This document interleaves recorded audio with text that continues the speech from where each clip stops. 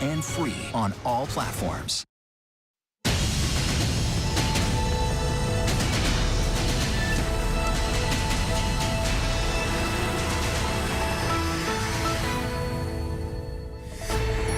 Ukraine fighting back. This dramatic video shows a Russian ship on fire at a Ukrainian port, smoke pouring into the sky. Ukraine's Navy says the ship was destroyed and 2 more fled the area. The Russian military was using it to deliver military equipment to forces. Now that lifeline for unenthusiastic troops is gone. Tonight, President Biden on the world stage, standing together with our allies during an emergency summit. NATO has never been more united than it is today. Putin is getting exactly the opposite of what he intended to have as a consequence of going into Ukraine. NATO agreeing to substantially increase defense in Eastern Europe as a show of force as the U.S. and European allies launch new sanctions on Russian lawmakers, oligarchs, and companies. Demands and defiance from Ukraine's President Zelensky, asking for tanks, fighter jets, air defense systems, and anti-ship warships. How the U.S. and NATO are responding. Trouble trip for the royals, the monarchy under fire over the UK's history of slavery. Prince William speaking up in the hopes of making amends as Jamaica plans to move forward in becoming its own republic. I want to express my profound sorrow. Slavery was abhorrent, and it should never have happened.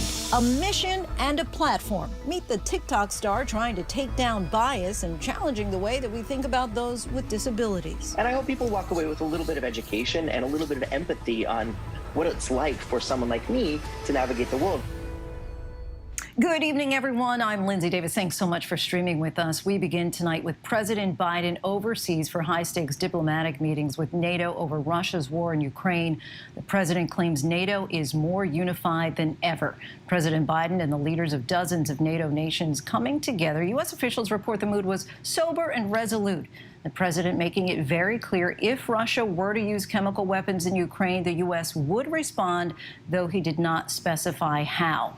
And now, 1 month into this war, as Russia continues to bomb civilian areas at random, Biden says Putin is getting exactly the opposite of what he intended. And tonight, there are increasing signs the pushback from Ukrainians is effective. The Ukrainian Navy claims that they hit a Russian warship in an occupied port city. So what happens if this war does go on for months? And was Biden too quick to rule out direct U.S. involvement? Our chief White House correspondent, Cecilia Vega, pressed the president on that very question, and she leads us off tonight from Brussels.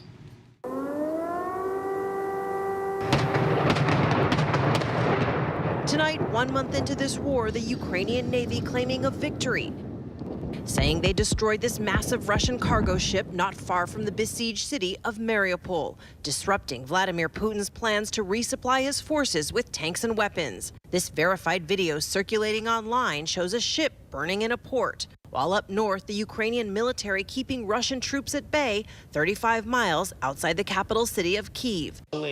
There, President Volodymyr Zelensky virtually addressing Western allies gathered for the emergency NATO summit in Brussels. NATO has yet to show what the alliance can do to save people, he said. And then this plea. Give us 1% of all your aircraft, 1% of all your tanks, 1%. Anti-ship weapons, means of air defense. Is it possible to fight such a war without it? World leaders today did not announce any new shipments of tanks or planes to Ukraine, but on the world stage, President Biden did insist military equipment is flowing into Ukraine right now. And he says NATO allies united in the face of Russian aggression is what will ultimately defeat Putin. Putin was banking on NATO being split. NATO has never been more united than it is today. Putin is getting exactly the opposite of what he intended to have as a consequence of going into Ukraine. And if Russia uses chemical weapons, as U.S. officials fear they could, President Biden delivering this warning. We would respond. We would respond if he uses it. The nature of the response would depend on the nature of the use. We asked exactly what that would mean. If chemical weapons were used in Ukraine, would that trigger a military response from NATO? It would trigger a response in kind. Whether or not you're asking whether NATO would cross, we'd make that decision at the time. President Biden also discussing his conversation with Chinese President Xi, urging him not to help Russia in any way. I made no threats, but I pointed out the number of American and foreign corporations that left Russia as a consequence of their barbaric behavior. Because I think that China understands that its economic future is much more closely tied to the West than it is to Russia. And so I'm hopeful that he does not get engaged. And tonight, the president standing firm in his decision not to send American troops into Ukraine. We asked him if Putin is taking advantage of that. Sir, you've made it very clear in this conflict that you do not want to see World War III. But is it possible that in expressing that so early that you were too quick to rule out direct military intervention in this war? Could Putin have been emboldened knowing that you are not going to get involved directly in this conflict? No and no. President Biden very clear he does not believe that had an impact. Cecilia Vega joins us now from Brussels. Cecilia, the president also making some headlines today with regard to Russia and the G20. Tell us about that. Yeah, of course, we're talking about that group of the world's largest economies, Lindsay. The president saying that he brought this issue up. He raised the idea in the meetings that took place here behind me today, kicking Russia out of the G20. He said if that doesn't happen, if other member nations don't agree to do that, he wants to see Ukraine invited to those G20 meetings. Look, we know this. Russia was kicked out of that smaller group, the G8, back in 2014 after it invaded Crimea. But kicking a nation, especially a nation like Russia, out of the G20 would be unprecedented. Clearly, what we are seeing here is a strategy from this White House, President Biden wanting to see Putin isolated, Russia become a pariah state, using whatever leverage remains, Lindsay. And these are, of course, unprecedented times. Cecilia Vega from Brussels for us. Thanks so much, Cecilia. NATO forces are now conducting military exercises along the Polish border with Belarus, a show of force against a threat that they say is very real. ABC's chief global affairs anchor Martha Raddatz has exclusive access to those exercises now underway. Just 10 miles from Belarus, Russia's staunchest ally, the piercing rattle of heavy artillery fire. Today, ABC News given exclusive access to joint NATO exercises with U.S. troops. The same day, President Biden told the world there will be a greater troop presence overall on the eastern flank. Here in Poland, more than 2,000 NATO troops converging by land, air, and water. War games that seemed all too real. This exercise takes place twice a year, but of course this year is different. And the Poles will tell you boldly, it's more than an exercise, it's a show of force. With the threat that the war in Ukraine could expand and the Pentagon worried the Russians will target military supplies inside Poland, the Polish brigade commander remains on high alert. How likely do you think it is that the Russians would attack Poland? No one knows. We were told that they don't attack the Ukraine. Now we can see the destroyed towns and the burning people, so it's crazy. NATO's core objective is deter and defend, but the prospect of face-to-face combat is not far from anyone's mind. The troops here today are not only from Poland, but Romania, the UK, Croatia, and leading the way, the Americans. These soldiers are with California's National Guard, along with hundreds of other American soldiers here in Poland supporting NATO. All that's going on in Ukraine, it's so hard to watch, isn't it? It's difficult to watch and not be able to do anything because we're direct action type people, you know, and our whole motto while we're here is stronger together, and no nation should stand alone. The Americans remain hopeful that conflict won't spill over NATO's border, but if it does, and these war games turn into reality, they say they are ready.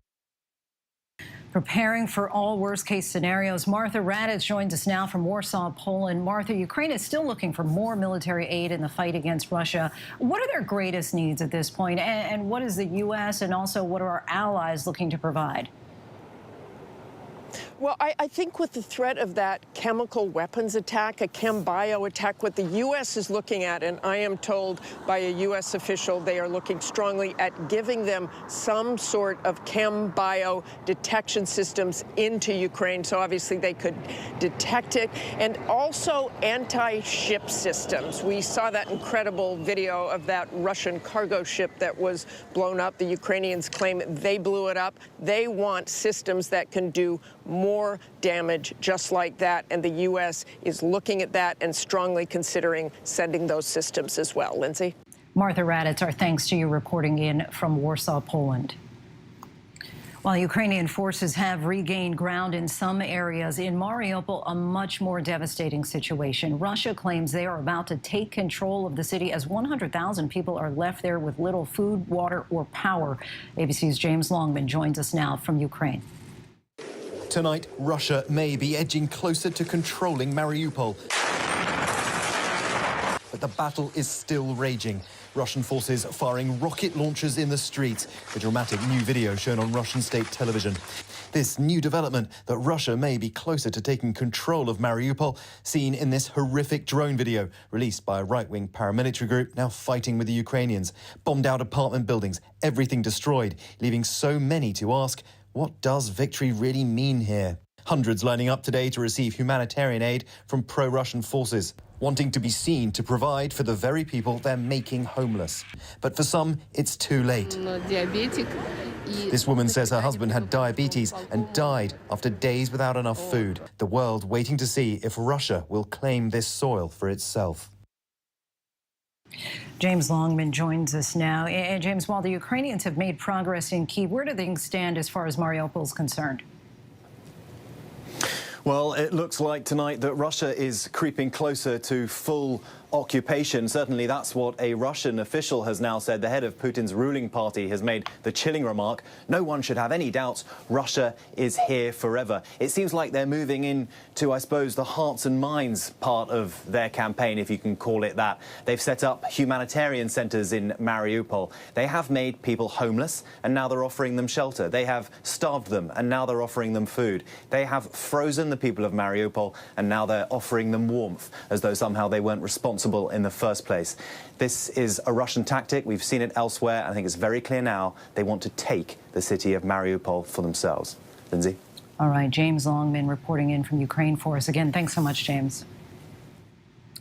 And joining us now for more is the former U.S. Ambassador to Ukraine, Bill Taylor. Thank you so much, as always, for your time, Ambassador. We'll get to President Biden's high-stakes meeting with NATO today in a moment. But first, I'd like to just get a reality check here on where things stand currently from your viewpoint as someone who once lived in Ukraine for several years. We're now at the one-month mark into a war that many thought would be over in a matter of days. From your perspective, is Ukraine currently winning the war against Russia? Lindsay, Ukraine is clearly not losing, and that's what they have to do. We know the Russians have overwhelming superiority in numbers.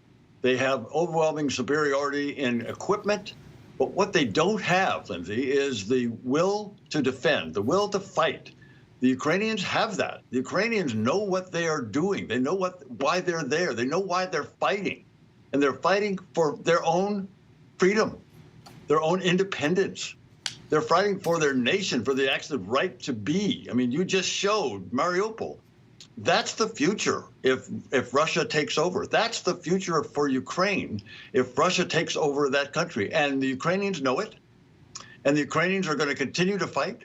And the Ukrainian military is going to continue to fight, as it's done heroically up until now.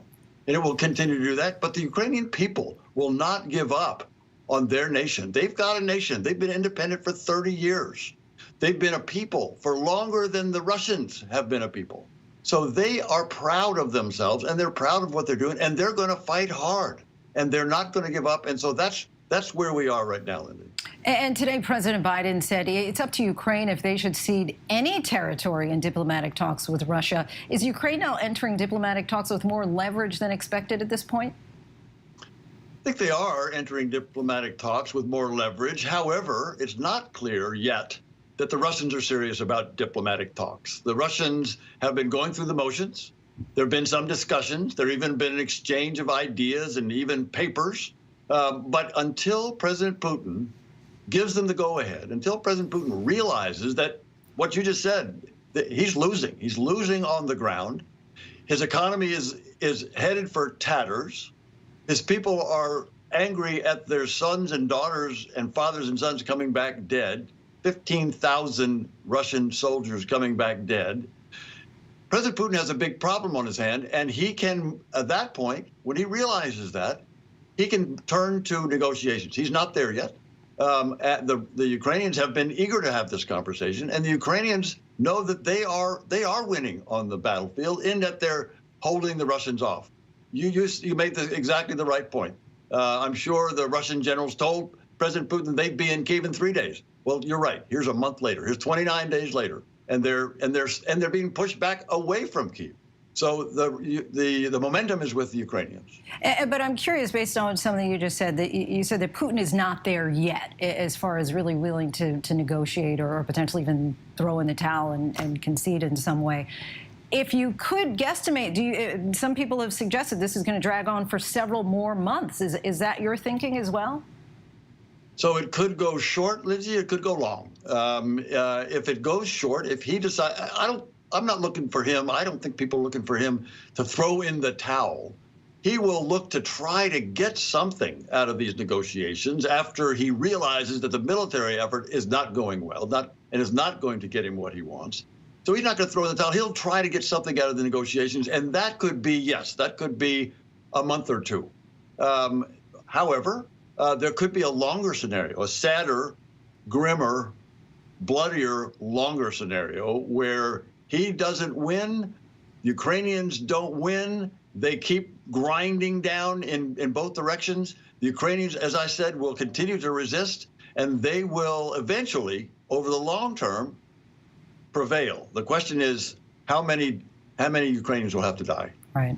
And Ambassador, I know you can't speculate on the current president's schedule, but you were ambassador in Ukraine when George W. Bush visited and met with the president there at the time in 2008. What type of message would it send, even a brief visit by President Biden across the border into Ukraine, to Ukrainians? So, Lindsay, you're exactly right. The last time a sitting president was in Kyiv, you're showing it, is in 2008. I was there, and I saw that toast. And it does mean a lot. There's nothing more important. There's no stronger message that a U.S. president or any leader can give than to show up and demonstrate that support. So President Biden is going to be in Poland this weekend, and he has the opportunity to see refugees and meet refugees. He also has the opportunity to congratulate and thank and give credit to the Polish people who are welcoming all these Ukrainians in incredible numbers.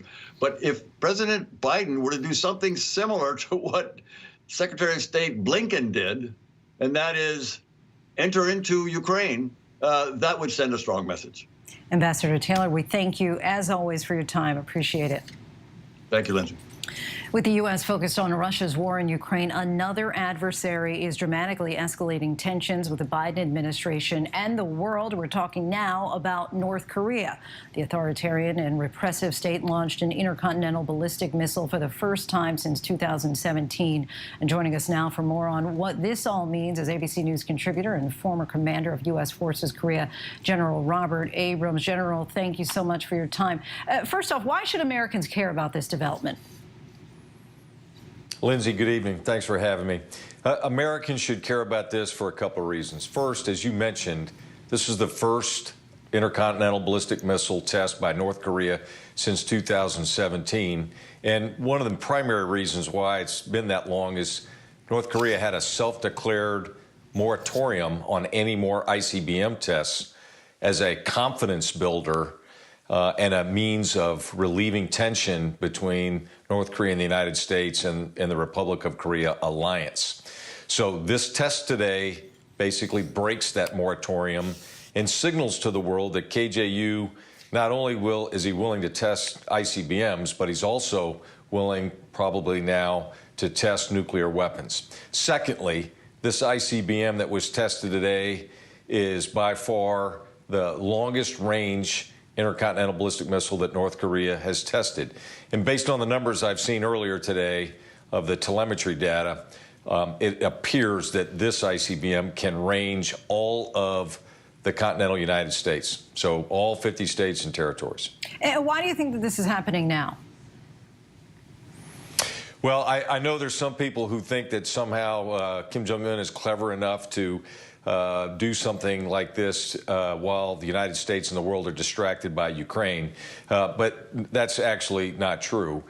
Kim Jong-un directed this development back in January of 2020. You'd have to go back and read his address to the plenum, where he directed his scientists and his missile development teams to prepare this newest long-range intercontinental ballistic missile. So he's on his timeline, not on the world's timeline. So if there's no doubt that the ICBM can reach the U.S., what should the Biden administration do next? Well, I think there's several things that the administration has to do and the world has to do. First and foremost, there has to be a strong public condemnation at the United Nations and in the UN Security Council. And the U.S. should bring this up immediately. There should be an emergency meeting, actually. This is a serious breach of a moratorium. It's a serious breach to the peace and stability that has existed on the peninsula for the last 3 or 4 years. I think the United States should also consider taking a strong look at increasing the number of sanctions. We've seen, everyone thinks North Korea has been under sanctions and tough sanctions for a long time. The sanctions that North Korea is under today pale in comparison to what the international community has done in very short order to Russia. So we should look very hard at that. And then lastly, the United States, we took our own moratorium on deployment of strategic assets dating back to May of 2018. We've not had a carrier strike group, a 5th-gen fighter, or a strategic bomber operating in Korean waters or airspace since then, so almost 4 years. It's probably time for us to send a clear message, not only to North Korea, but to our allies in the region, of our continued resolve and commitment to the peace and security of Northeast Asia. General Abrams, we thank you so much for your time. And when we come back, the dramatic fire erupting at the home of the Denver Broncos. New text messages show the wife of Supreme Court Justice Clarence Thomas was pushing to overturn the 2020 election. It's a story that we've been tracking, and we have the latest details. But up next, William and Kate, and why many in the Caribbean are just not that into the Royals. Our in-depth look coming up.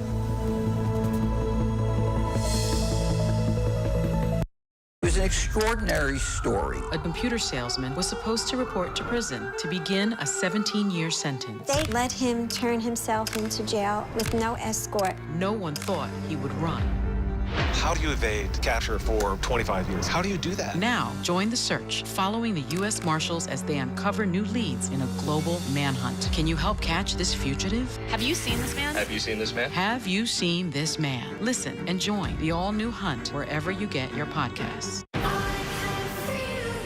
The deeper you go into black markets, the darker it gets. Trafficked, Wednesdays at 9 on National Geographic. It was a scary time. In the 70s, you had multiple bodies showing up in Los Angeles. There were so many murders happening. You had to have a name for it, serial killer. There was a human head in there. This was premeditated evil. We have this clock. This person is going to do this again. It's me against the killer. Who's going to win? We'll see who laughs last. What came next was unlike anything they had ever seen. These days, with so much going on, it's hard to keep up. While others are recapping yesterday's headlines, we're bringing you the right now. This is the busy border crossing. Steel barricades, another strike. The right now look at the day ahead, how it affects you and your family. Record high gas prices. The threat of cyber warfare. Is peace possible? World News Now beginning at 2 a.m. Eastern, followed by America This Morning. America's #1 early morning news. Streaming here on ABC News Live. Right now, with so much at stake, Sunday mornings, this is the place. Taking on all the tough questions. Straightforward reporting. No spin, no hype, no bull. Thank you for making ABC's This Week with George Stephanopoulos the #1 Sunday morning news show versus the competition. Welcome to This Week. Take America's #1 news with you anywhere you go, anytime, free. Download the ABC News app now. Breaking news, exclusives, 24/7. There for you with one touch. The ABC News app. Download it now. She was diva, drama, money and fame, amazing, the prime housewife. Then suddenly, we've seen a lot of things on The Real Housewives, but we've never seen anyone be arrested. Unpredictable rich woman. Sign me up. America's #1 news, ABC News. Most watched, most trusted, and streaming live to you anytime, anywhere, and free. This is ABC News Live, America's #1 streaming news. Free to you 24/7. Watch America's #1 news whenever you want it, wherever you are, anytime. ABC News Live, streaming live and free on all platforms. Take a look at this dramatic fire that erupted at Denver's Mile High Stadium. Large flames could be seen at the third-level seating area. The stadium is home to the Denver Broncos football team. It's unclear what caused the fire.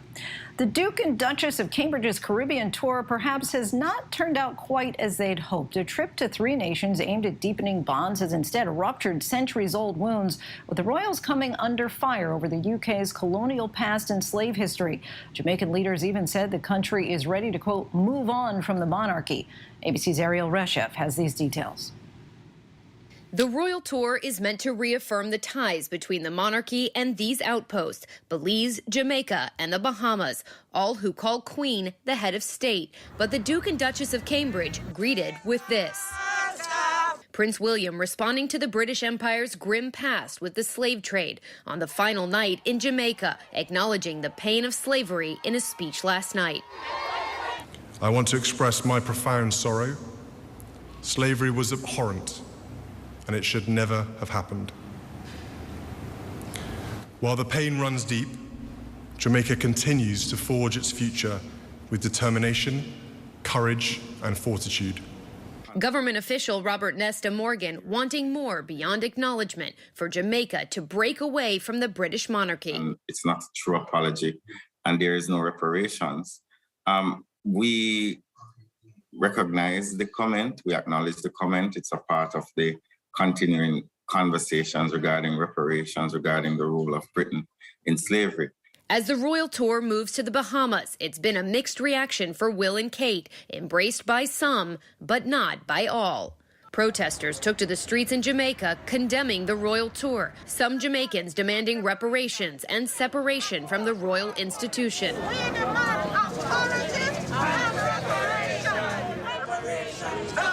The royal couple's tour had a rocky start. Beginning in Belize, they canceled an event due to ongoing protests. Today, Queen Elizabeth is the head of state of 15 countries, with Barbados leaving the fold last fall. The Queen is still the reigning monarch of the country. So they have to show a connection, and they have a lot of royal visits to keep the royal family connected with the institution of monarchy, which is basically just a system of government. Oh, Madam Queen!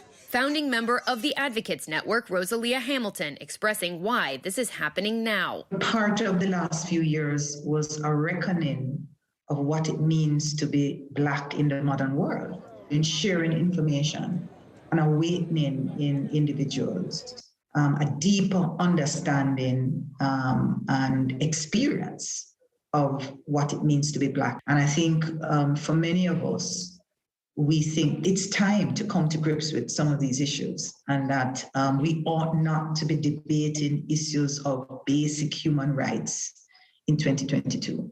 The West Indies inspired by the Black Lives Matter movement's approach in the U.S. In America initially had a huge impact in the Caribbean and the West Indies, where the whole concept of reparations for slavery, which of course the British Empire made an absolute fortune from, let's be clear about that, millions and millions and millions of pounds. The British Empire was a pretty ruthless empire. Caribbean countries like Barbados broke off their ties to the monarchy last November. The nation officially became a republic, removing the Queen as head of state and swearing in the country's first president. During the nation's transition ceremony, Prince Charles denouncing the slave trade, calling it an appalling atrocity, staining Britain's history. According to the Jamaican Constitution, a referendum will need to be held, allowing the nation to decide whether to remove the Queen as head of state and become a republic. There's general consensus within the academia, within the political environment, that something should be done. There is discussions as to what nature it should take, whether it should be scholarships, whether it should be debt forgiveness, and so on. There's an acceptance generally about the devastation, and even the prince himself acknowledged the regret of the devastation of slavery. Jamaica's Prime Minister Andrew Holness also standing firm on the nation taking strides forward. We are moving on, and we intend to fulfill our true ambitions and destiny as an independent, developed, prosperous country. Jamaica set on a course to follow Barbados and transition the country into a republic. And so this particular issue of the royal visit and the colonial past is something that we really have to come to grips with, the fact that the legacies of slavery still exist in institutions, in governance. We still have the Queen of Head of State. It's time that we really do something about it. And so we wanted to make our voices heard in the context of the visit of the royals. Our thanks to Ariel. Still ahead here on Prime. 4 years after the students of Parkland thought the massacre at their school would finally galvanize the nation to enact gun control, they are still waiting, still fighting. We'll speak to one next. If you have spring break plans and have not yet reserved a rental car, but you need one, you will need to hear this report about what to do, because there is a crunch in supply. And she is one of the world's wealthiest women, and she has vowed to give away most of her money. We'll take a look at Mackenzie Scott's extraordinary philanthropy by the numbers. But first, our tweet of the day, actor Ice-T likening those sky-high gas prices to getting robbed.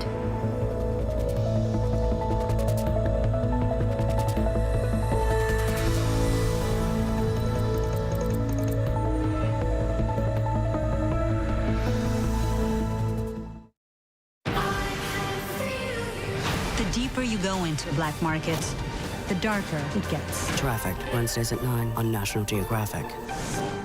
Right now, with so much at stake, Sunday mornings, this is the place. Taking on all the tough questions, straightforward reporting, no spin, no hype, no bull. Thank you for making ABC's This Week with George Stephanopoulos the #1 Sunday morning news show versus the competition. Welcome to This Week.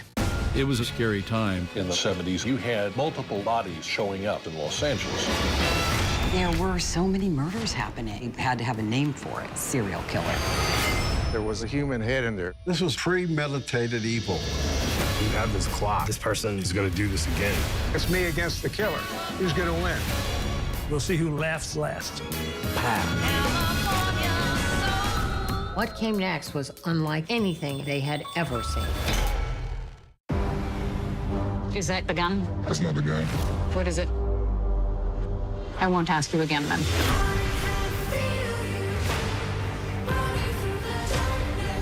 Are you a Nazi?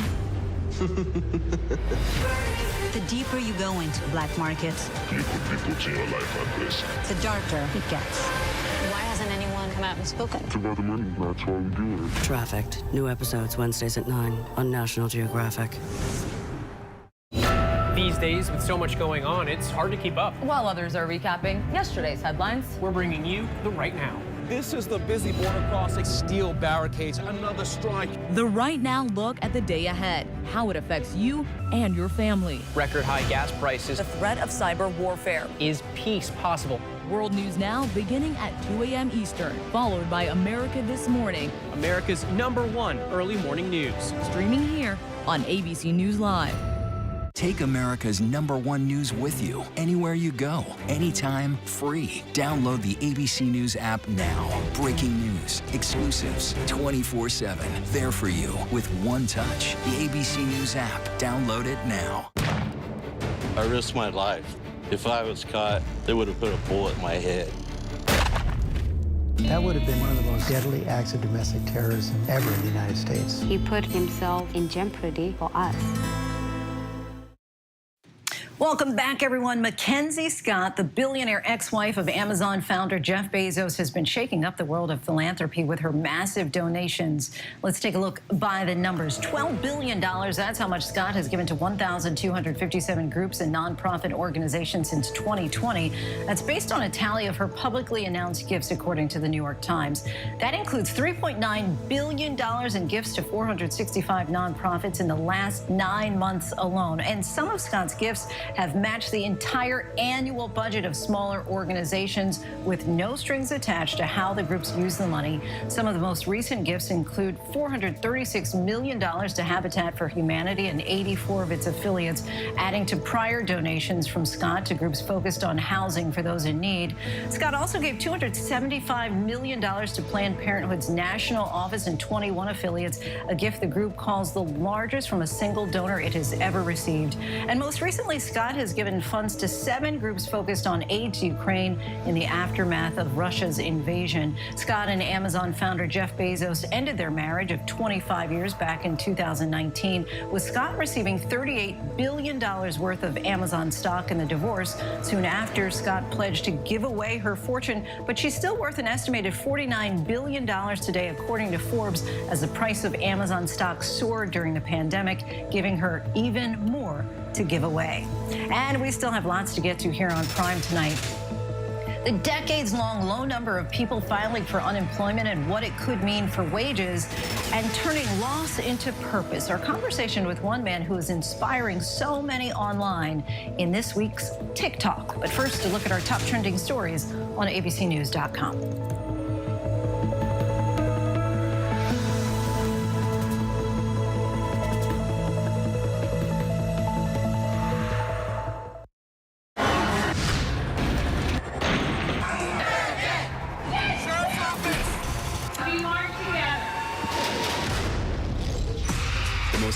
Stories of our time, anytime. Nightline.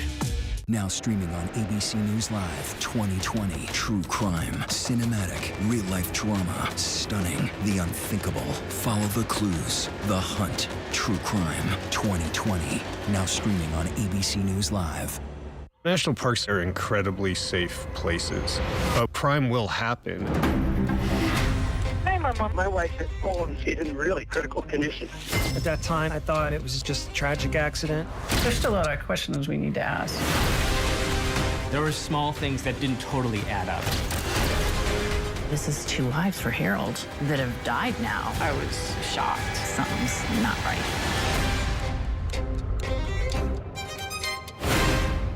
Admit it. These days, what you need to know seems to change just about every day. What is it that you really want to know, need to know? To help you not just get through your day, but to make the most of it. Feel smarter. Feel better. Feel happier. Well, how about a 3rd hour of Good Morning America? GMA 3, what you need to know. Now streaming on ABC News Live. It's all about you. I know what happened, and I'm not guilty. Why the fascination with criminal trials? Figure out what's really out there. She revealed she had murdered his family. I know in my heart that he did this. It's the time of suspicion. The ending's really tough. You don't know whether truth is going to be difficult to find unless you try to find it.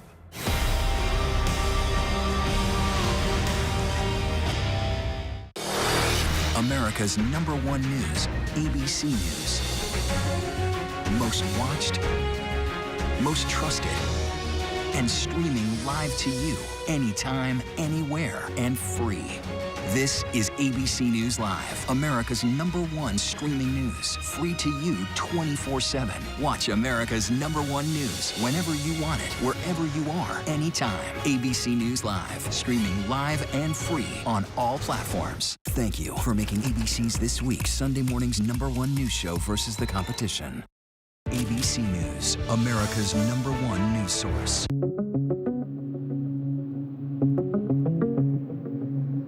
The leaders of all 30 NATO member countries coming together here in Brussels for a quickly arranged summit, a powerful show of unity against Russia's invasion of Ukraine. The single most important thing is for us to stay unified and the world continue to focus on what a brute this guy is. President Biden was the first NATO leader to speak after President Zelensky. He reiterated that the U.S. will continue its strong support for Ukraine. Today, the president announced the administration is sending $1 billion in humanitarian aid to support people within Ukraine and those impacted by Russia's war. While the leaders of NATO allied nations gathered in Brussels for a summit on the war in Ukraine, North Korea's leader, Kim Jong-un, launched an ICBM. North Korea test-fired one of its biggest intercontinental ballistic missiles towards the sea. South Korea responded with its own test missiles. In a text, the Joint Chiefs of Staff says the launches were meant to demonstrate that South Korea can immediately respond to North Korean missile threats. It added that the U.S. is monitoring North Korea's military movements. Also in Brussels, President Biden spoke with Japan's prime minister. The leaders discussed and condemned North Korea's launch of the long-range ballistic missile, its first in nearly 5 years. The Labor Department shows jobless claims dropped last week from the previous week. 187,000 Americans filed for unemployment benefits. That's the lowest in 52 years. The pain at the pump continues even as gas prices have dropped slightly in recent weeks. Lawmakers across the country are appealing to the federal government for relief in a way that would look a lot like COVID-era stimulus checks. Lawmakers under pressure to act. Connecticut is the latest state to pass legislation to temporarily suspend the state's 25-cent per gallon gas tax. Georgia and Michigan passing similar measures. Maryland was the first state to suspend its gas tax, shaving 36 cents a gallon off gasoline. California Governor Gavin Newsom proposing a $400 rebate per registered car. That's up to $800 per family. Experts saying global vehicle supply shortages are still affecting car rental companies in some places. The American Car Rental Association tells us the situation is improving, but likely won't be resolved fully until later this year or early 2023. We used to have some extra cars. If a renter returned a car late, we would have another car to fill in for that car that was taken out of the fleet. We don't have that flexibility today. With fewer new cars available, experts say some companies are holding on to their cars longer. As a result, some rental vehicles may have higher mileage. A mystery of colossal proportions solved this morning as the fate of Stan the T-Rex has finally been revealed. Sold. In 2020, Stan sold for a record $31.8 million from Christie's in NYC, the most expensive fossil ever auctioned. The buyer anonymous, and Stan vanished from public view until Dwayne Johnson appeared on Monday Night Football back in January. You got a T-Rex behind you? What is that? The internet going into overdrive. He took to Instagram to clarify, I am not the mystery buyer. In my home office, this is my replica cast of Stan that I had made. Finally, on Wednesday, Abu Dhabi's Department of Culture and Tourism confirming to Nat Geo that Stan is moving into the Natural History Museum Abu Dhabi, set to open in 2025. With Supreme Court Justice Clarence Thomas spending several days in the hospital tonight, there's new bombshell reporting about his wife, Ginny Thomas. We've reported on Prime on her involvement in the Stop the Steal rally on January 6th. And tonight, there's new reporting on her apparent unrelenting efforts to overturn the election, including text messages directly to Trump Chief of Staff Mark Meadows. Congressional correspondent Rachel Scott reports. Tonight, the extraordinary text messages from the wife of a Supreme Court justice to President Trump's White House Chief of Staff, Mark Meadows, in the days after the 2020 election. ABC News confirming a Washington Post report that Ginny Thomas, wife of Justice Clarence Thomas, texted Meadows urging him to keep challenging the election results, writing, "Help this great president stand firm, Mark. Biden and the left is attempting the greatest heist of our history." These messages sent at a time when Trump was vowing to take his efforts to overturn the election all the way to the Supreme Court, where Justice Thomas could help decide his fate. Rachel Scott joins us now. Rachel, the House committee investigating the January 6th riot now has dozens of text messages. What comes next? Well, it's unclear tonight whether or not the committee is going to ask for the cooperation of Ginny Thomas, but in those text messages, she is pushing false conspiracy theories, urging Trump's team to continue their efforts to try and overturn the results of the 2020 election. And Lindsay, again, all this playing out against the backdrop of Trump, hoping the Supreme Court would throw it all in his favor, Lindsay. Rachel Scott reporting in from Washington, D.C. Thanks so much, Rachel. The 10 Senate confirmation hearings for Supreme Court Justice nominee Ketanji Brown Jackson have come to an end. Several Senate Republicans on the Judiciary Committee said they will not try to delay or halt the voting process. Senate Minority Leader Mitch McConnell made his vote very clear, saying, quote, "I cannot and will not support Judge Jackson. Democrats have enough votes to confirm her on their own. It's unclear if she'll receive any Republican support." Millions of people across the country and around the world are demanding action to put an end to our nation's gun epidemic. More than 170,000 people have died from gun violence since the Parkland tragedy that took the lives of 17 young people with bright futures ahead of them. David Hogg, Parkland survivor, gun control activist, and co-founder of March for Our Lives, joins us now 4 years since the 2018 March for Our Lives rally. David, thank you so much for joining us. Thank you for having me. So today, 1,100 body bags were placed on the National Mall's lawn to show the cost of Congress's inaction when it comes to gun control. What are you hoping will come from this demonstration? You know, we hope that the Senate has a vote on universal background checks. That's all we're really asking for right here, is simply to do the simple next step. When we started, we didn't have the House, we didn't have the Senate, and we didn't have the White House. It's 4 years later, and we have all three. Yet we haven't seen a single law pass Congress since, and we're demanding that they pass universal background checks in the Senate. And there's an expression that's used after every shooting. You've heard it many times. Never again should there be another school shooting, grocery store, theater shooting. Never again should lives be taken away. But time and time again, more lives are lost. What can Congress do today, in addition to the universal background checks? Yeah, I mean, Congress can fund things beyond universal background checks that aren't even necessarily affected by the filibuster. They could do things through reconciliation. For example, there's a lot of funding in Build Back Better that could be passed in order to pass violence intervention programs. And even if Build Back Better doesn't pass, it's important that that funding still is passed in the first place, because there's billions of dollars in that bill that could be used to help combat gun violence. They could increase funding for the CDC and NIH even more than they have since March for Our Lives has started, which has been one of the only things we've been able to do at the federal level. On top of that, of course, assuming that the filibuster wasn't a problem, they would be able to pass comprehensive gun violence prevention legislation, as many states have done. And what's the explanation or excuse, rationale, whatever word you want to use? Because a lot of times before, when Republicans were in control, people wanted to blame Republicans. Well, now you have Democrats who are in control. So has anybody told you why this is not happening? Yes, and it's one word: filibuster. It's the filibuster that is preventing this from happening.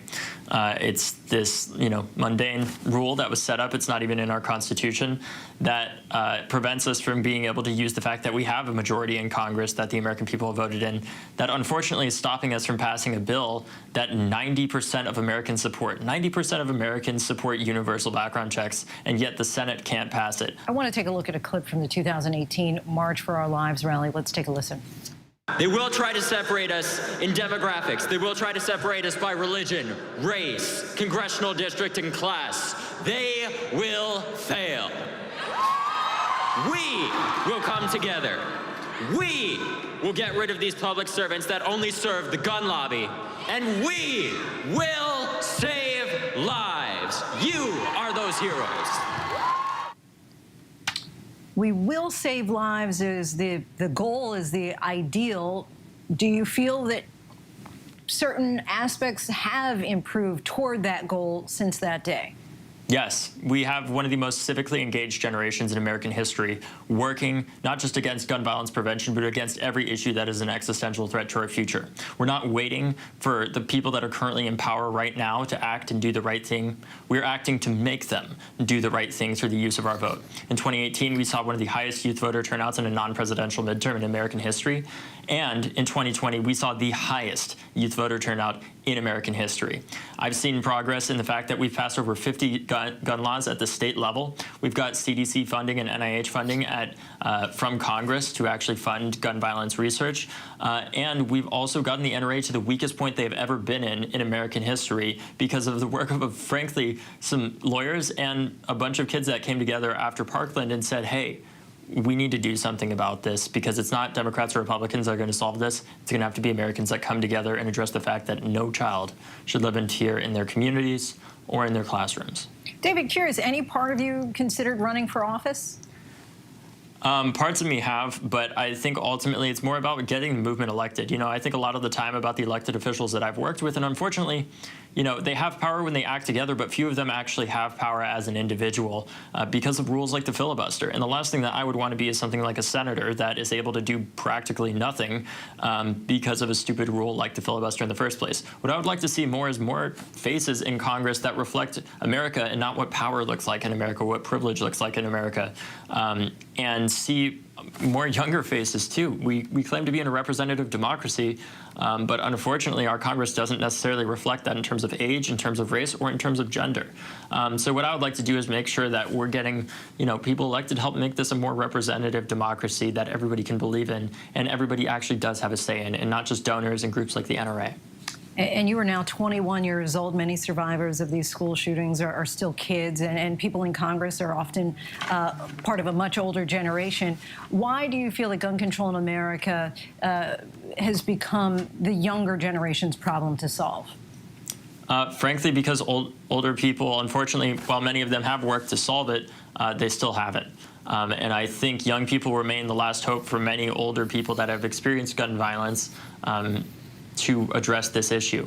The best way for people to get involved to help us in that fight is to sign our petition calling on Senator Schumer to work to pass universal background checks in the Senate. And to do that, you can text SIGN to 954-954. David Hogg, we thank you so much for your time. Really appreciate you coming on the show. Appreciate it. Thank you.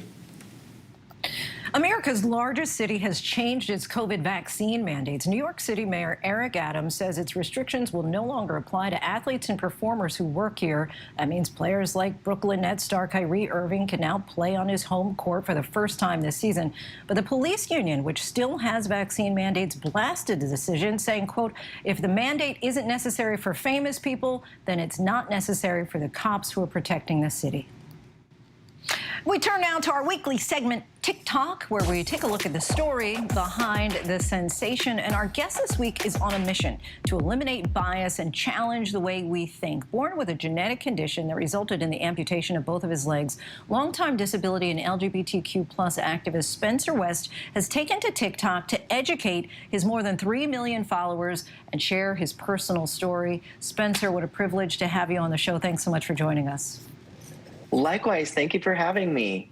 So in your videos, you talk about the internal and external struggles that you faced growing up because of limited representation for those disabilities. Do you feel that social media platforms like TikTok are highlighting representation in a way that could lead to a more understanding and accepting next generation? Yeah, I think that's what's really amazing about TikTok and social media in general, is that it is a platform that allows you to reach a much larger audience without having to leave your home. And for many folks with disabilities, that is key because we live in a world that is still full of barriers and ableism. So to be able to have a platform that you can control but reach a large audience, I think has really been a game changer, specifically for folks with disabilities. And you've mentioned that you've had to unlearn and work to reverse the impact of ableism on your understanding of yourself. What's that journey been like as you've had to redefine your own internal narrative? Yeah, you know, I grew up in the 80s where we were told that you want to overcome your disability. You don't want to be seen as disabled. You want to be seen as just like everyone else. And as I've gotten older and we've started to learn more about the world, and we've learned that that's actually really damaging. And actually, I'm proud to be disabled. I'm proud to wear that that identity. And, you know, I live in a world that is not, I'm trying to overcome my disability. I'm actually trying to overcome ableism and the barriers that exist that we choose to allow to exist on a daily basis in all parts of the global community. And you've been very open about the intersectionality between your disability and queer identity and how the LGBTQ plus community has fallen short in terms of acceptance and accessibility. What should the LGBTQ community be doing to be more inclusive as far as those with disabilities? Yeah, I think, you know, it's like everything, to having spaces that are actually accessible, that folks with disabilities can access and be a part of the community. I think, at least from my experience, what I experience is oftentimes you want to go to an establishment or a bar or a club that is, you know, for the queer community, and it's not accessible. There's either stairs to get in, or there's not an accessible washroom, or, you know, I can manage sort of stairs and getting out of my wheelchair and walking on my hands, but then you go up to the bar, you know, and the bar is here and I'm down here. So getting rid of some of those barriers so that we can truly be an inclusive community is a really good place to start. And your content shows how you navigate life with a disability. In one video, you touched on the privilege of your disability. Break down for us what some of those privileges are and how they've helped you overcome adversity. Yeah, so, you know, I had a genetic disease that I was born with, and then my legs were amputated just below my pelvis so I could get around better. Now, for me, although I'm a wheelchair user, I'm able to get out of my wheelchair and walk on my hands, and I'm able to lift my wheelchair up a few stairs or up a curb, and I can access a lot of spaces much easier. But that's not the lived experience of most folks with disabilities. Most folks with disabilities don't have the ability to get out of their wheelchair.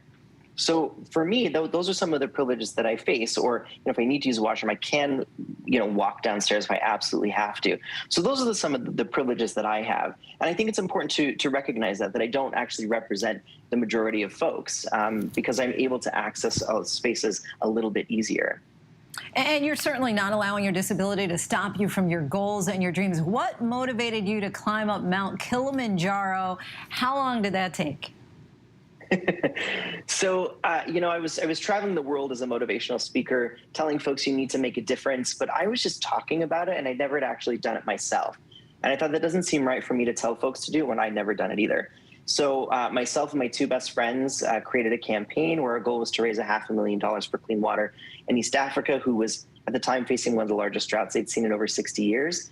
And that's sort of how it all came to be. And, you know, it was a beautiful exchange between my friends and myself of offering each other help as we navigated getting to the top of the largest mountain in Africa. Super impressive feat that you were able to accomplish there. What's the main message that you hope that those watching take away from your videos? I hope folks take away that we exist, that folks with disabilities exist, that the intersectionality of being disabled and queer also exists.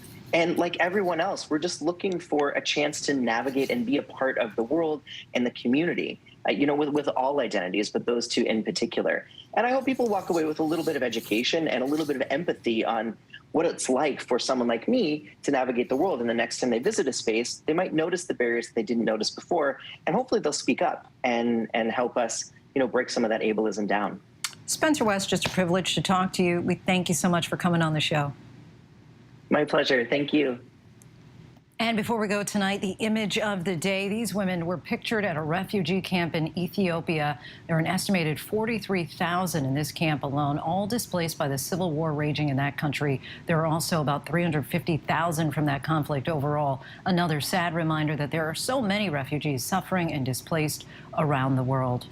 And that is our show for this hour. Be sure to stay tuned to ABC News Live for more context and analysis of the day's top stories. Thanks so much for streaming with us.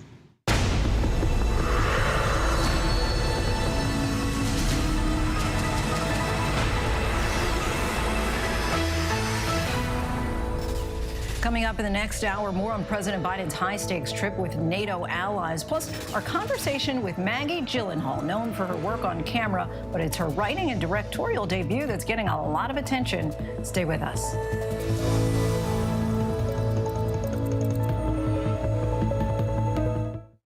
With so much at stake, so much on the line, more Americans turn here than any place else. ABC News World News Tonight with David Muir, America's #1 most watched newscast, now streaming on ABC News Live. Elizabeth Holmes found guilty on 4 counts of fraud, facing the possibility of decades in prison. Now, we take you inside the courtroom and behind the scenes. The Dropout, Elizabeth Holmes on Trial. Listen wherever you get your podcasts. National parks are incredibly safe places, but crime will happen. Hey, Mama. My wife has fallen. She's in really critical condition. At that time, I thought it was just a tragic accident. There's still a lot of questions we need to ask. There were small things that didn't totally add up. This is 2 lives for Harold that have died now. I was shocked. Something's not right.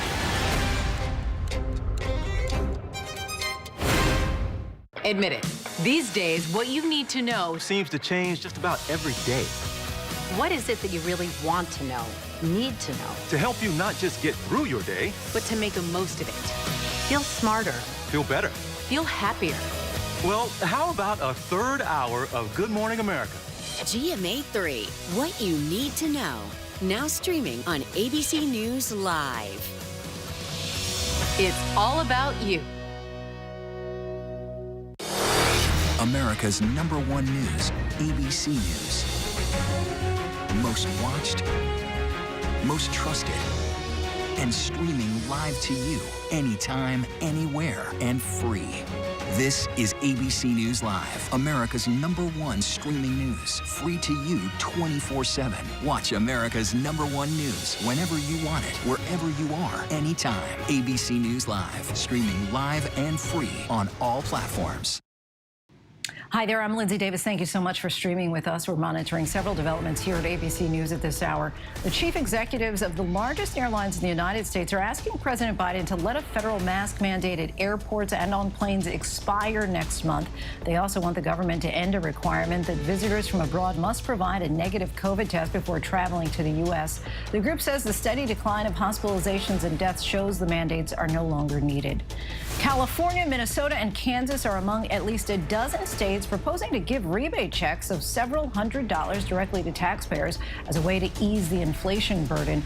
A proposal from Maine's Democratic governor is to send $850 to most residents as part of the state's budget bill. Critics say those checks will not go far enough given the pace of inflation, and they are instead pushing for permanent tax cuts. And in a poolside conversation, President Biden and the Japanese Prime Minister condemned North Korea's first test fire ICBM launch in 4 years.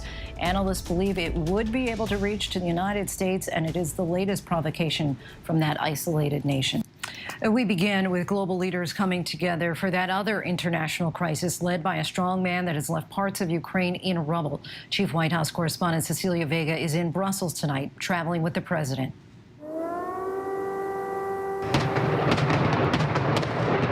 Tonight, 1 month into this war, the Ukrainian Navy claiming a victory, saying they destroyed this massive Russian cargo ship not far from the besieged city of Mariupol, disrupting Vladimir Putin's plans to resupply his forces with tanks and weapons. This verified video circulating online shows a ship burning in a port, while up north, the Ukrainian military keeping Russian troops at bay 35 miles outside the capital city of Kyiv.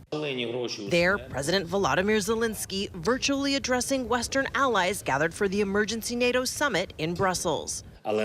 NATO has yet to show what the alliance can do to save people, he said. And then this plea. Give us 1% of all your aircraft, 1% of all your tanks, 1%.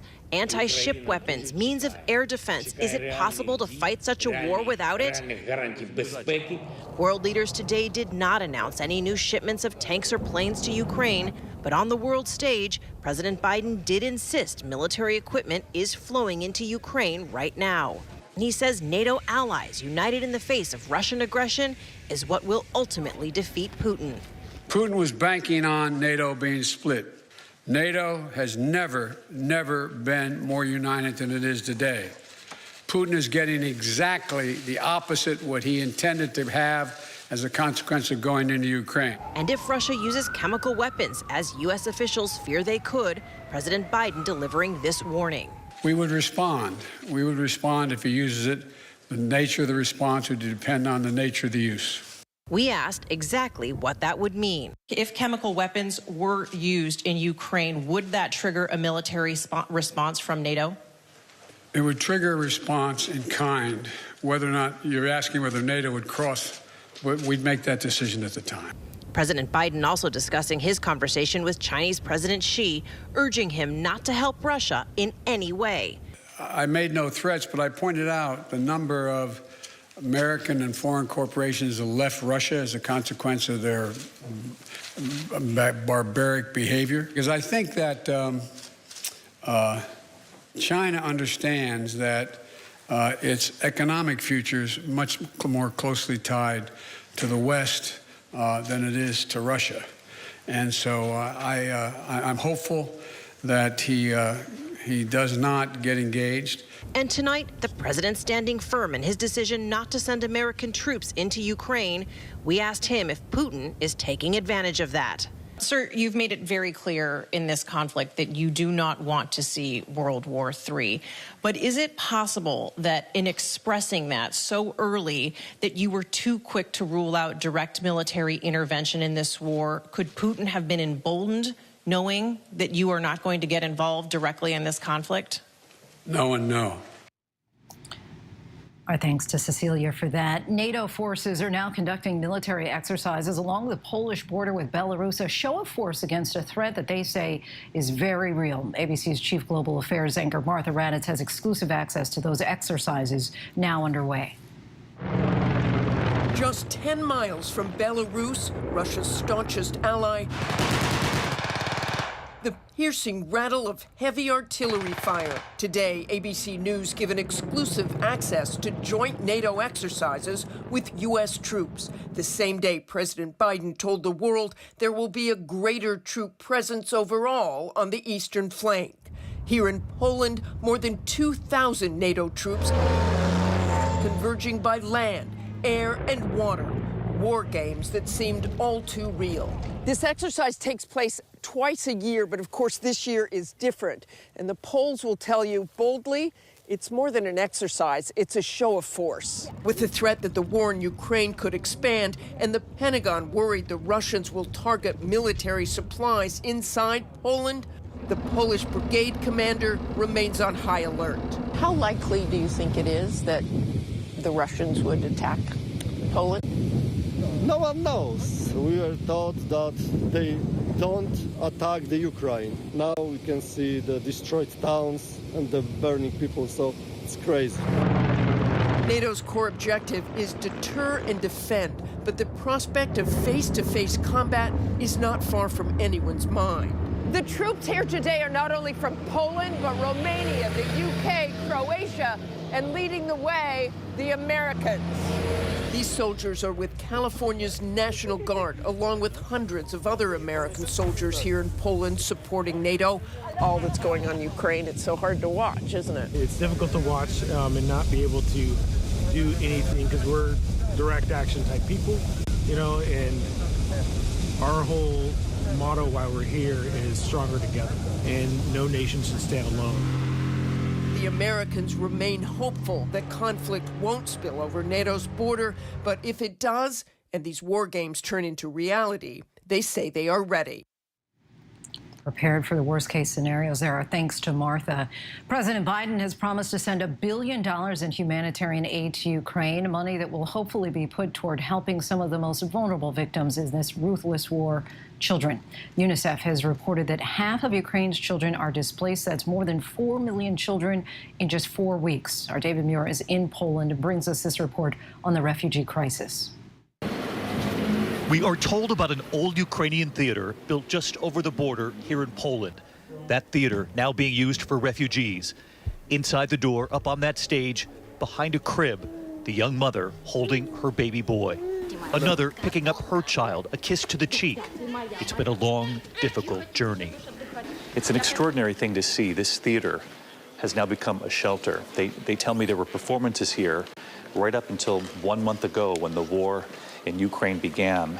Now the theater is filled with families, mothers and their children who live here, and up on stage, the moms with the youngest of the children, the babies, who have been here now for many days. You have a beautiful baby.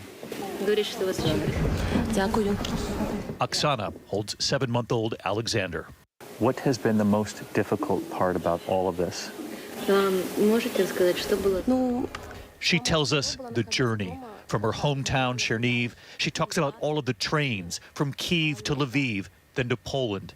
She thanks those along the way who helped. What is your hope for your country? She says, I hope Ukraine is going to win and is going to beat the Russians. We're going to go back home to rebuild our country. All of our husbands, brothers, our families are there. And Alexander's father is home? Yes, she tells us, he's fighting the Russians. And have you heard from him? She tells me yes, that sometimes she can speak with him. He says he's okay. He's okay. She tells me traveling with the baby has been difficult. Is that yours? She says the crocodile was a gift from a volunteer in a shelter in Kyiv. The volunteers, the workers here in Poland, are now helping more than 2 million refugees in this country alone. The toll on the families and on those trying to help them. You never thought you would see this? This? Yeah. Never thought. It's very hard to talk about it. In a theater full of joy just 1 month ago. Instead of seeing the children perform on the stage, they now live on the stage. Yes, these children actually now just playing on this stage. It's not any performance. Yeah. Then there are the children traveling alone. We met Fyodor, who is 15. His parents in Odessa sent him to safety. Are you here alone? Yes. By yourself? We ask him about the war. What do you think Vladimir Putin wants? I don't know. You don't know? Yes. What is your hope for Ukraine? Peace. Peace? Yes. He hopes to go home soon. He shows us his basketball jersey. He's number 11. It's hard to play basketball in a theater. Yeah, we'll get you back to basketball soon. Thank you. Elmira is 16. She's here with her sister and her mother. She remembers the last day of school. 24 February. So it's been 1 month. Her father and her brother are fighting against the Russians. Do you talk to your father and brother? Yes, of course. How are they? 50-50. Yeah. Are they helping the Ukrainian military? What do you want to tell the rest of the world about Ukraine? This is a beautiful country. You have a beautiful person, a good person. Good people. Yes. The good people of Ukraine. Yes. We know that, and we see that.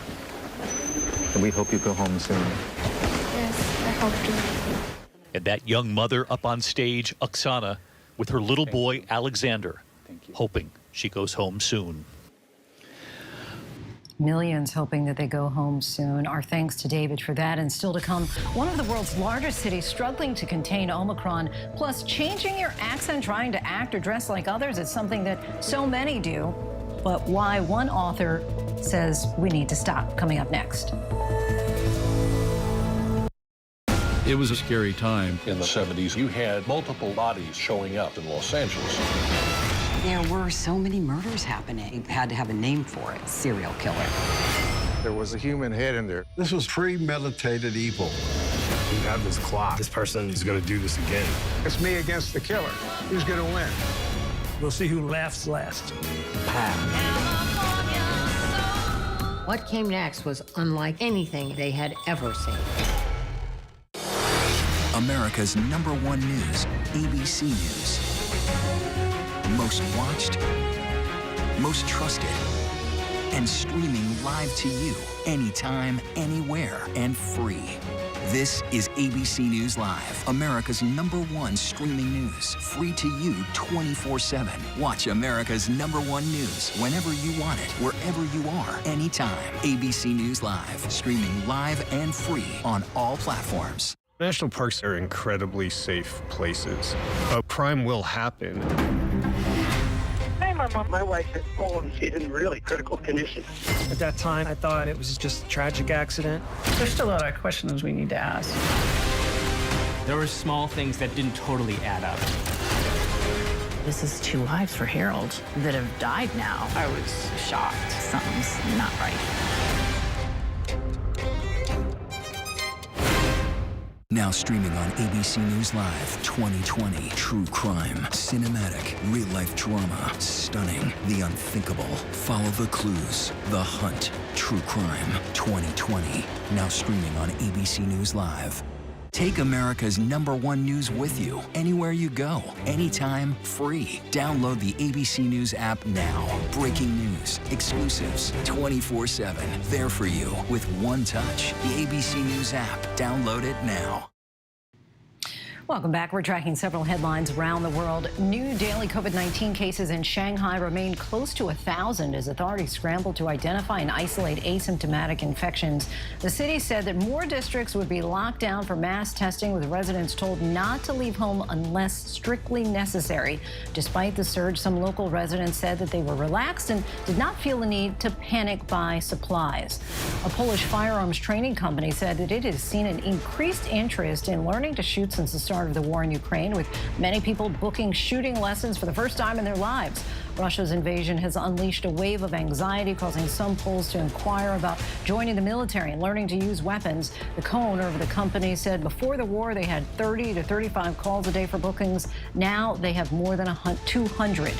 Barricades went up in flames on the streets of Paraguay after people protested increased fuel prices. Streets were blocked and tires set ablaze in an effort to pressure authorities to provide economic relief in fuel prices. The government has proposed a bill to create a $100 million fuel price fund that would finance a subsidy applied to imports. Lately, there have been increased conversations surrounding the idea of forced assimilation in the United States. Many immigrants coming to this country have adopted this model of shying away from their own heritage in an effort to try to fit in. One author is trying to dismantle the notion that you need to abandon your culture in order to succeed in the United States. In her book, You Sound Like a White Girl, The Case for Rejecting Assimilation, Julissa Natzeli Arce Raya challenges American exceptionalism by exposing why so many believe assimilation leads to belonging, leaving her readers with a call to embrace their unique culture and identities. Julissa, thank you so much. Welcome to the show. Thank you for having me. So let's start with the title, You Sound Like a White Girl. Where did you come up with that? So when I was 14, I had a crush on this boy in high school, and he told me I sounded like a white girl. And in that moment when he said that to me, he didn't mean it as a compliment, but I took it as one because I had worked for many years to enunciate my words in a way that sounded like a white girl, because I thought that if I sounded like them, then I could find belonging. English is my second language, and so I try to get rid of my accent because I thought that if I spoke a certain way, then people would think that I was from here. And that became more important when I became undocumented, to try to sound like a white girl. Eventually, of course, I realized that sounding like a white girl was really an idea to make me feel small and to make me into something that I'm not.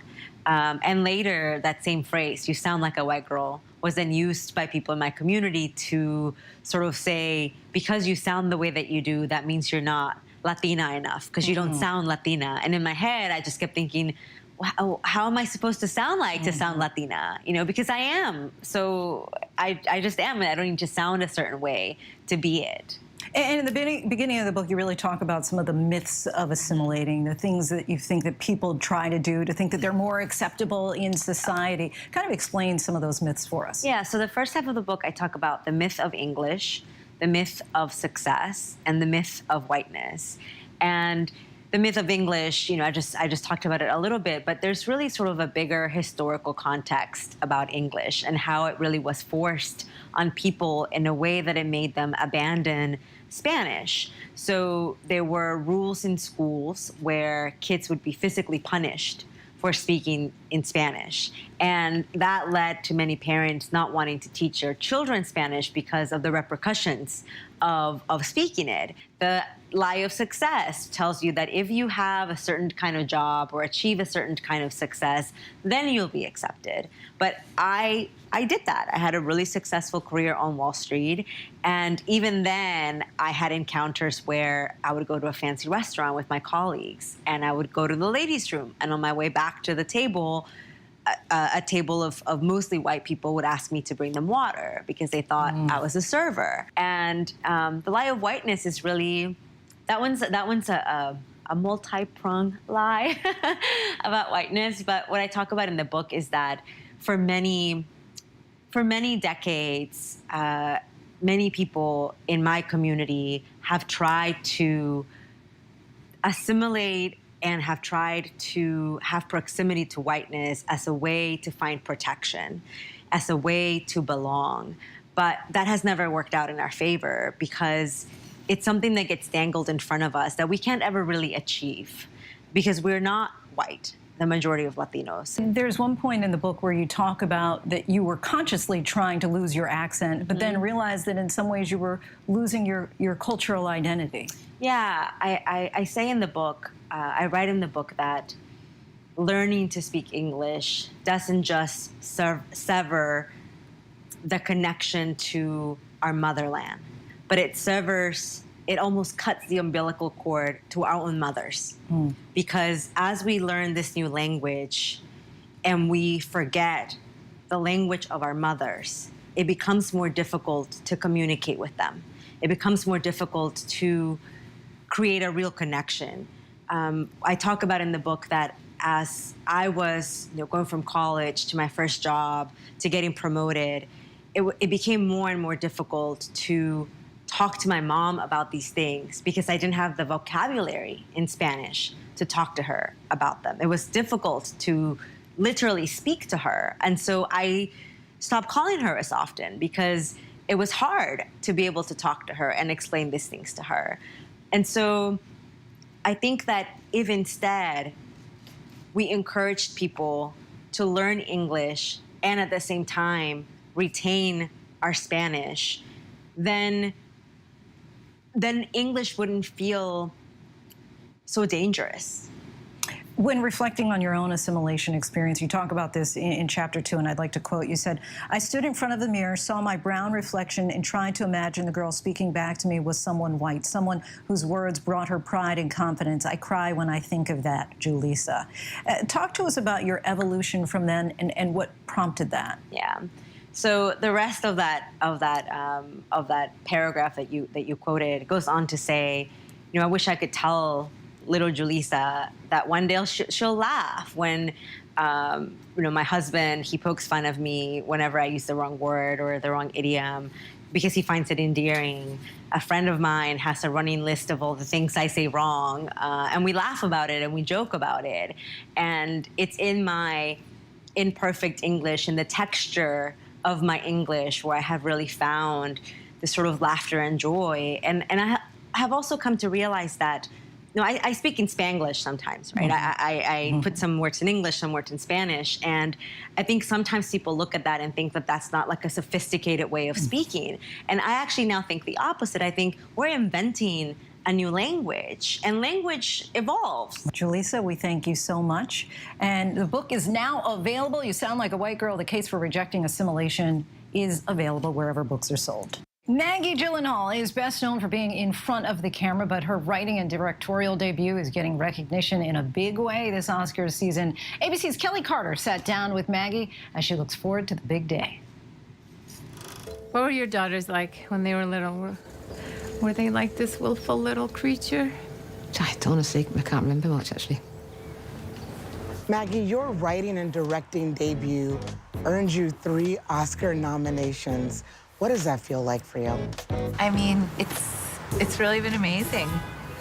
Especially because I haven't seen my actresses who are nominated with me in a long time because of COVID, and they're gonna come out for the Oscars, and I'm really looking forward to that. Our kind of, triumvirate of women. So I'm gonna show you a photo. It's a throwback, and I want you to tell me about this person in this photo and what they might have been thinking. Yeah, that is a picture from when I was in a play in high school, and I can't remember what the play was, but I remember I was like really jamming. It was a play where there was space to have fun and freedom. What were her hopes and dreams for this career, at this time? I know that there were women like Claire Denis and Agnes Varda who were making films when I was coming up, but I didn't know about them. And when I saw the piano, something really did change for me. And I do feel, even though my work is very different than Jane Campion's, I am actually standing on the shoulders of the work that she did. To get to a place where I felt entitled to even feel how much I wanted to direct. She doesn't remember. I was very tired. So, excuse me.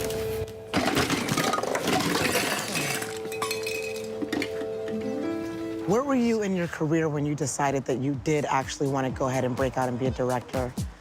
I mean, I think so. Now that I have made a film and directed it, I see that probably always I wanted to. Probably always I was a director. I was always like kind of knocking up against the edge of something as an actress, but I just thought, well, that's how it is. You need obstacles in order to make art, and so you bounce off those and you create a bigger need. And now that I've directed, I'm like, no, actually the scope is way bigger. Our thanks to Kelly for that, and all the best to the nominees. Still to come, our Sunny Hostin joins us to discuss her new project. Stay with us. Right now, with so much at stake, Sunday mornings, this is the place. Taking on all the tough questions, straightforward reporting, no spin, no hype, no bull. Thank you for making ABC's This Week with George Stephanopoulos the #1 Sunday morning news show versus the competition. Welcome to This Week. Take America's #1 news with you anywhere you go, anytime, free. Download the ABC News app now. Breaking news, exclusives, 24/7. There for you with one touch. The ABC News app. Download it now. She was diva, drama, money and fame, amazing, the prime housewife. Then suddenly, we've seen a lot of things on The Real Housewives, but we've never seen anyone be arrested. Unpredictable rich woman. Sign me up.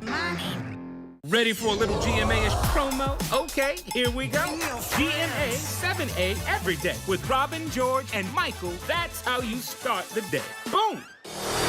America's #1 news, ABC News. Most watched, most trusted, and streaming live to you anytime, anywhere, and free. This is ABC News Live, America's #1 streaming news, free to you 24/7. Watch America's #1 news whenever you want it, wherever you are, anytime. ABC News Live, streaming live and free on all platforms. Joining us now for more on her podcast and Hulu original, Have You Seen This Man, is the co-host of The View, my friend Sunny Hostin. Thanks so much for joining us. Oh, so good to be here with you, Lindsay. I watch you every day. Oh, I appreciate that. Thank you so much. So let's talk about the podcast. In Have You Seen This Man, which premieres today, you take us inside one of the longest, most intense manhunts in U.S. history. Tell us how this case even got on your radar. We've been doing this podcast, and this case just sort of jumped out because as a federal prosecutor, I tried fraud cases, but never anything like this, right? I mean, you've got a guy, his name's John Rufo. In 1998, he was convicted of fraud, basically took off his ankle bracelet, walked away, got onto a plane, and we have not seen him since. It's been 24 years. And the fraud, he stole $353 million. Wow. So I think a lot of folks are now very interested in these true crime docuseries. We've been, watching Elizabeth Holmes stories. We've been watching stories like Inventing Anna. And this is really in the vein of this. He's sort of the OG. He did it a long time ago, 24 years ago, and just simply vanished with that much money. And it just really struck me as something that I wanted to get into and look into. And first of all, I mean, who knew that ankle bracelets were something that you could just take off yourself? But as you just said, U.S. Marshals have been searching for him now for 24 years. How has he managed to elude authorities for so long? We're trying to still figure that out. I mean, there have been sightings. What's very interesting is that he told all of these tall tales, and we're wondering now, could they be true? He talked about working with the FBI undercover. He talked about all of his mob connections. I wonder now at this point, maybe they helped him evade authorities. There have been sightings in potentially Italy, sightings at a Dodger game. I mean, he's sort of a ghost in many senses. And it's just a fascinating story. How does someone vanish and stay disappeared for almost 25 years? And you mentioned the word ghost. Do you have reason to believe that he is still alive? Yes, there's every reason to believe that he is still alive. And in our docuseries, we interview friends, we interview U.S. Marshals, we interview his wife that he also just walked away from. And they all unequivocally say, this guy's still alive. What most fascinates you about him and the search for him? I think what fascinates me is that he is such a character. He's someone that you could just live next door to. He's someone that just sort of seems to blend into society. You know, he plays the guitar. He's very charming. He's the guy next door. He was a computer salesman. He looked like everyone else. And that is what's fascinating to me. You know, we talk about it on the show. Have you seen this man? Could he be next door to you? Could he be your neighbor? Could he be your softball coach? He is every man, and he's someone that got away with over $300 million worth of fraud. Can you give us a sneak peek about what you have in store for this season?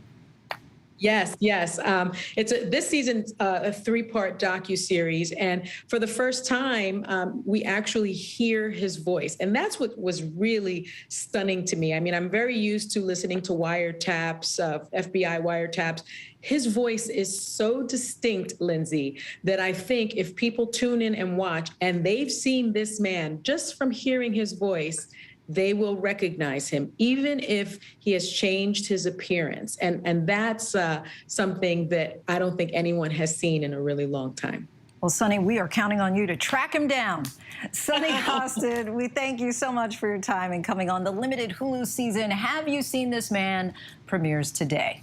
And that is our show for tonight. Be sure to stay tuned to ABC News Live for more context and analysis of the day's top stories. I'm Lindsay Davis. Thanks so much for streaming with us. Have a great night.